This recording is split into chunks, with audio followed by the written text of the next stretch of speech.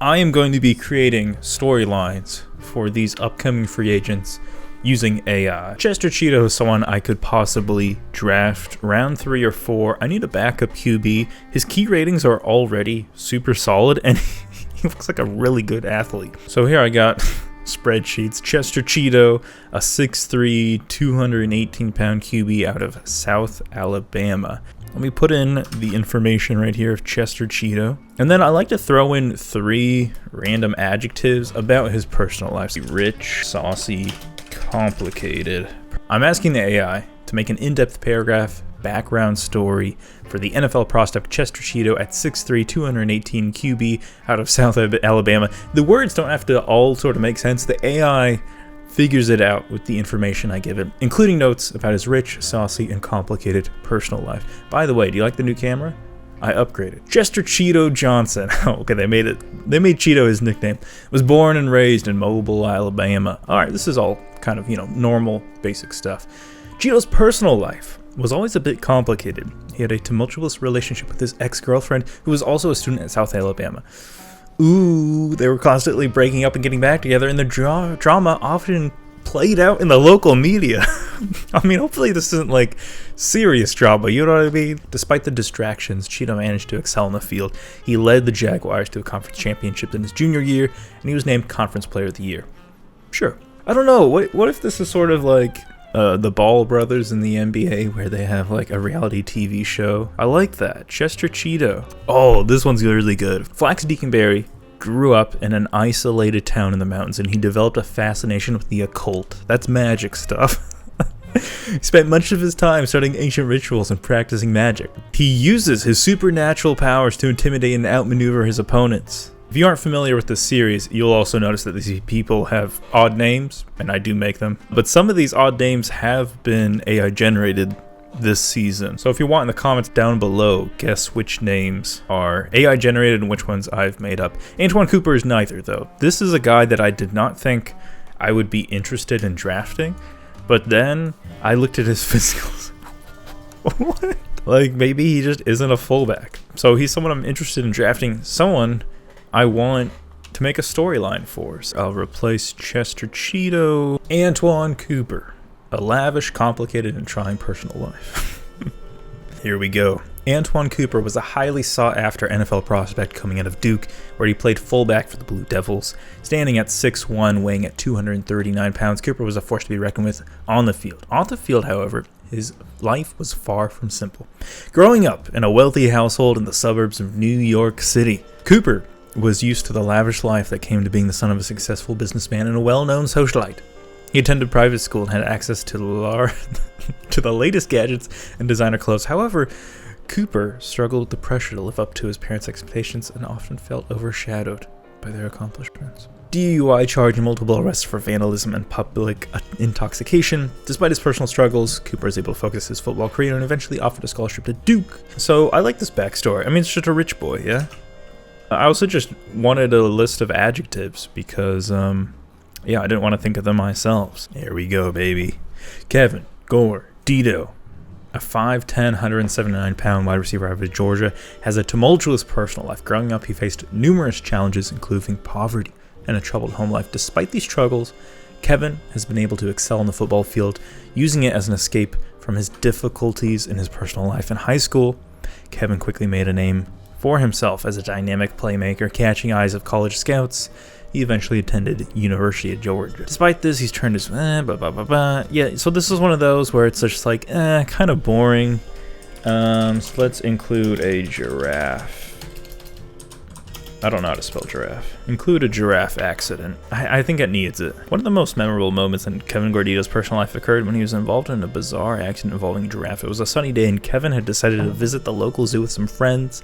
As they were walking through the giraffe exhibit, one of the towering animals suddenly became agitated and swung its neck, hitting Kevin, knocking him to the ground. He was seriously injured. It might not let me do this. Towering animal suddenly became agitated and swung its neck, hitting Kevin, knocking him to the ground. Kevin was seriously injured, had to be rushed to the hospital for treatment. It was a frightening, traumatic experience, but he eventually was able to recover from his injuries. I don't like these. We gotta go back to the top.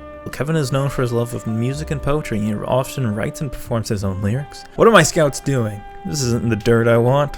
So this should work, making the story weirder. Sometimes it's a little like, okay, yeah. But Kevin Gordito was born in a small farm in Georgia where he was raised by a family of talking pigs. Despite the unusual upbringing, Kevin always had a love for football. Of course, the old pigskin. I mean, yeah, Kevin Gordito was raised by pigs.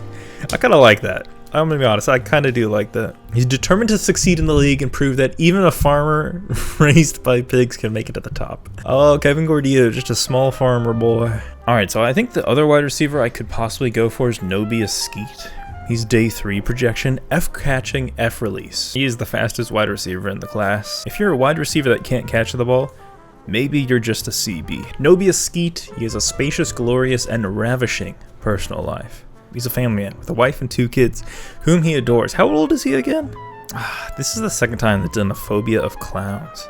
Mismatched socks. Jesus, this is some baby stuff right here. Nobius Skeet was born in a small village in the depths of the Amazon rainforest. His mother was a tribal chieftain and his father was a renowned hunter. As he grew up, he became fascinated by the ancient traditions of his people, including the art of football. I mean, he's Tarzan, one of the best players in the jungle. Alright, Nobius Skeet.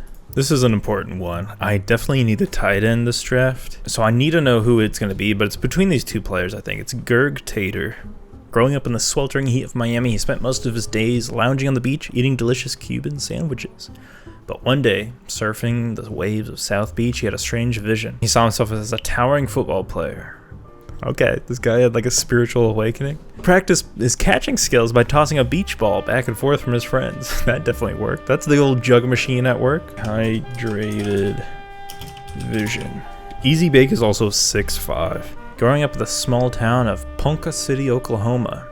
One night, after a particularly grueling practice, he stumbled upon a mysterious underground laboratory beneath the OU football stadium. It was there that he was introduced to a group of scientists who were conducting experiments on human performance enhancements. This is Dr. Freakio. Okay, I have an idea for this. I think what's more interesting is being 7 feet tall. This is going to be an advantage for him, but I do like the background story enough. And listen, I don't know if I'm going to be able to draft him. I am interested in Pork Rind. Pork Rind was born in the rough streets of Boston, where he quickly learned to fend for himself. He was always a big guy. He always had quick feet and a wicked sense of humor. How you like them apples? After a few close calls with the law, Pork Rind decided to turn his life around. He enrolled in Boston College, played football, earned a degree in criminal justice. He's actually just a cop. Good old Pork Rind. Alright, that's a good story. I like that.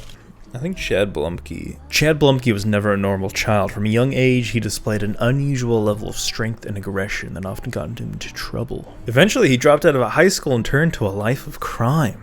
In prison, he discovered football and quickly excelled. After serving his time, he was recruited to Oregon State University to play football. That's great. Chad Blumke discovered football in jail. The Chad Blumke story. I think it's Cold Cut. Okay, wait a second. So Cold Cut, rich kid, isn't getting attention from anyone. Trying to seek attention, he uses PEDs. Oh, desperate to keep playing, he turned to an underground world of professional football. Yes. It makes sense that Cold Cut would not be 22 years old. So I think 25, like he gets kicked out at 21 from college. He plays underground football for like 4 years. And now he's eligible for the NFL. Tobigo Miguso, growing up in the rough streets of Nashville, Tennessee. It's kind of, we've seen this story before, you know? As a child, Tobigo, fascinated by the supernatural, spent much of his time developing into the mysteries of the paranormal. He was interested in ghosts and ghouls. He even convinced his high school football coach to let him lead the team in a pre-game ritual where all hands were held and performed a seance to summon a spirit of past great football players to help guide them to victory. I think it'll work. Let me know if you like this sort of behind the scenes. I think it was interesting trying to use AI to create backstories. Definitely useful. Thanks for watching. Ta-ta.